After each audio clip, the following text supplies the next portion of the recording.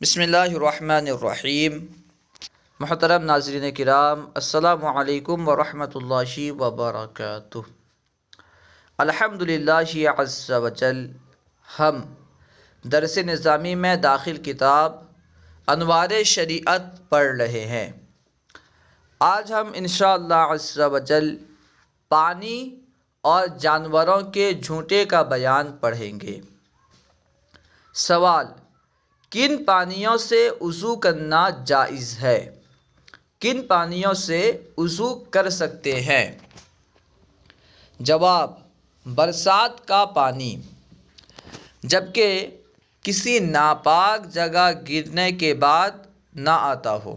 یعنی اگر بارش کا پانی، برسات کا پانی ناپاک جگہ گر کر بہہ کر آ رہا ہے، اب اسے کوئی بندہ اکٹھا کر لے، اس سے وضو کرے تو وضو نہیں ہوگا۔ مثال کے طور پر چھت پر یا دیوار پر کوئی ناپاکی لگی ہوئی ہے، کوئی ناپاک چیز ہے، اور ایک بندے کو معلوم ہے کہ وہاں ناپاک چیز ہے، بارش کا پانی وہاں گر کر نیچے آ رہا ہے، بندہ اگر اس پانی کو اکٹھا کر کے وضو کرے گا تو وضو نہیں ہوگا۔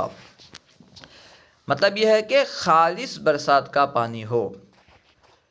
ندی، نالے، چشمے، سمندر، دریا، کنویں کا پانی، یعنی ندی کے پانی سے بھی وضو کرنا جائز ہے، نالے کے پانی سے بھی وضو کرنا جائز ہے، اسی طرح چشمے، سمندر، دریا، کنواں، ان تمام کے پانیوں سے وضو کرنا جائز اور درست ہے۔ پگھلی ہوئی برف یا اولے کا پانی، برف پگھل گئی، اب جو پانی ہو گیا، چونکہ پانی جم جاتا ہے تو برف بن جاتی ہے، برف پگھلنے کے بعد جو پانی ہو گیا، یا اولا پگھل گیا اور اس سے پانی نکل گیا، تو اولا اور برف دونوں سے جو پانی پگھل کر نکلا اس سے بھی وضو کر سکتے ہیں۔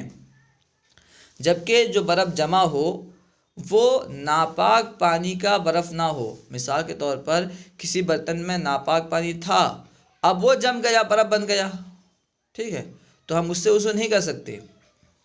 یعنی برف جو ہے وہ پاک پانی کا برف ہو، سمجھ رہے ہیں؟ جو برفیلے علاقے ہوتے ہیں جہاں برف باری وغیرہ ہوتی ہے، تو وہاں جو برف وغیرہ ہوتے ہیں وہ تو آسمان سے گرتے ہیں، تو وہ سب پاک ہوتے ہیں، ٹھیک ہے۔ تو پگھلی ہوئی برف یا اولے کا پانی، اس سے بھی وضو کرنا جائز اور درست ہے۔ تالاب یا بڑے حوض کا پانی، تالاب کے پانی سے بھی وضو کر سکتے ہیں، اسی طرح بڑے حوض کے پانی سے بھی وضو کر سکتے ہیں۔ بڑے حوض سے مطلب کیا ہے؟ مطلب یہ ہے کہ کم سے کم 10 ہاتھ چوڑا، 10 ہاتھ لمبا حوض ہو۔ اسی طرح تالاب بھی بڑا ہو، تالاب تو بڑے ہی کو کہتے ہیں جو 10 ہاتھ لمبا اور 10 ہاتھ چوڑے سے زیادہ ہو۔ اس سے اگر زیادہ ہوگا تبھی اس سے وضو کر سکتے ہیں۔ 10 ہاتھ چوڑا، 10 ہاتھ لمبا ہو یا اس سے زیادہ ہو تو وضو کر سکتے ہیں۔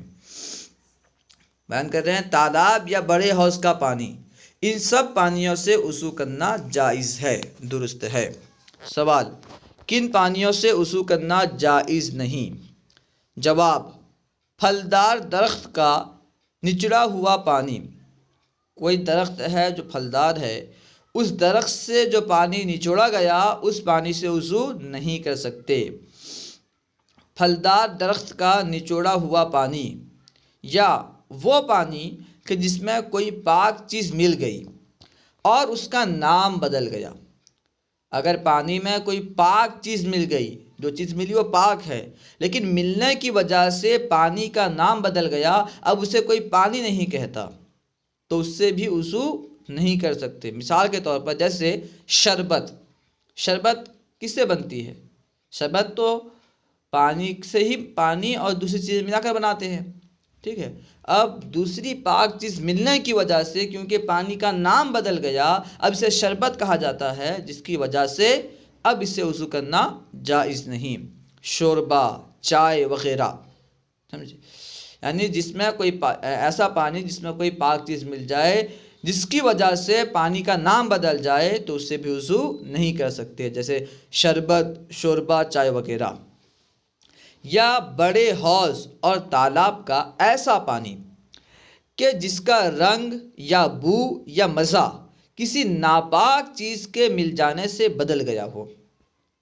بڑا حوض ہو، مطلب یہ کہ 10 ہاتھ لمبا 10 ہاتھ چوڑا حوض ہو یا تالاب ہو، اگر اس میں کوئی ناپاک چیز گر گئی اور ناپاک چیز گرنے کی وجہ سے، ناپاک چیز کی وجہ سے اس کے پانی کا رنگ بدل گیا یا بو بدل گیا، اس کا اسمیل بدل گیا یا اس کا مزہ بدل گیا، ذائقہ بدل گیا، ٹیسٹ بدل گیا، تو ایسے پانی سے بھی وضو نہیں کر سکتے اگر ناپاکی کی وجہ سے رنگ، بو یا مزہ وغیرہ بدلا ہو، اس سے بھی وضو کرنا جائز نہیں۔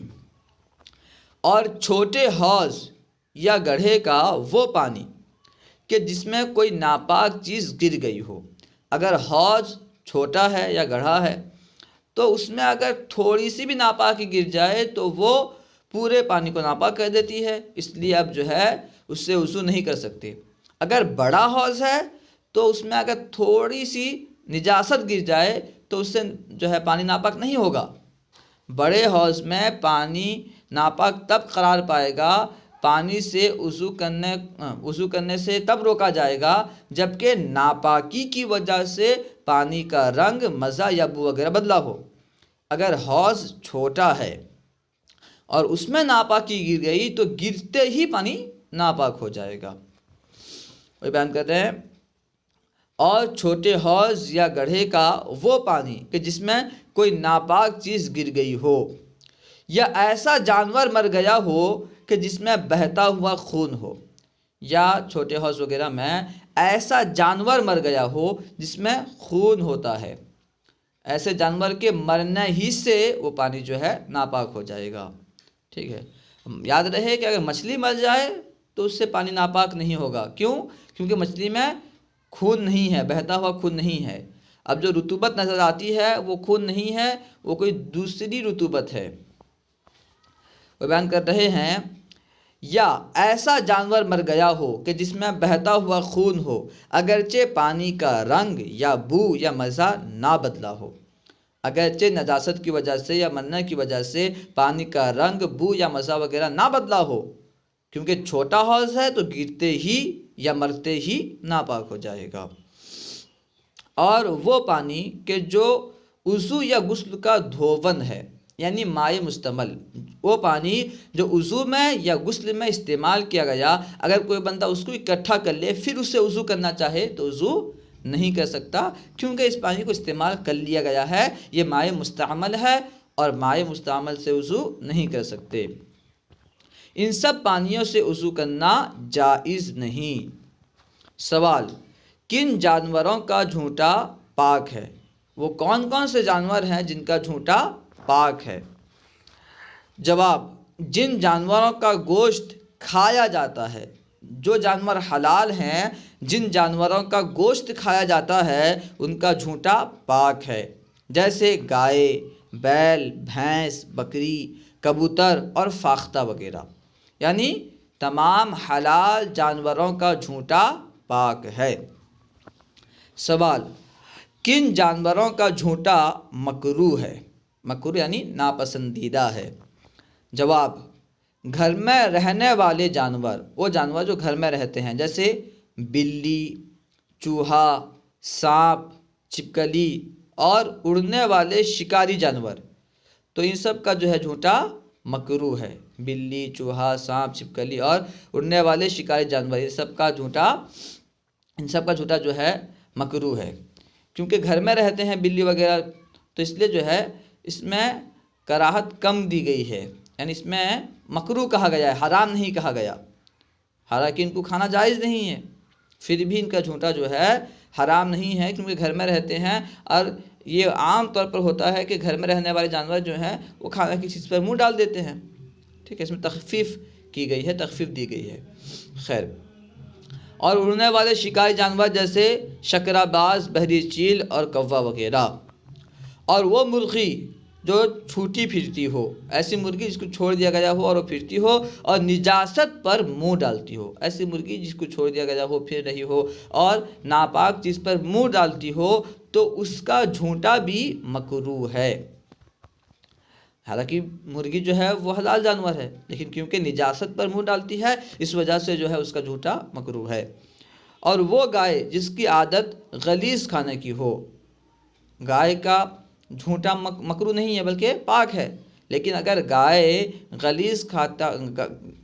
کی عادت غلیظ کھانے کی ہو تو پھر جو ہے اس کا جھوٹا مکروہ ہوگا، ٹھیک ہے۔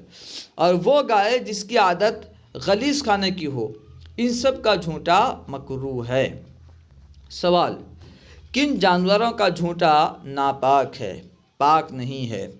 جواب: سور، کتا، شیر، چیتا، بھیڑیا، ہاتھی، گیدڑ اور دوسرے شکاری چوپائے۔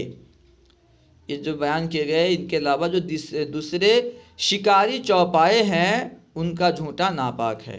سور، کتا، شیر، چیتا، بھیڑیا، ہاتھی، گیدڑ اور دوسرے شکاری چوپائے کا جھوٹا ناپاک ہے۔ اللہ و رسولہ اعلم۔ امید ہے کہ آپ کو پوری بات سمجھ میں آئی ہوگی۔ علم دین کو عام کرنے کے لیے ہمارا ساتھ دیں، ان ویڈیوز کو خوب عام کریں، خوب شیئر کریں۔ السلام علیکم ورحمۃ اللہ وبرکاتہ۔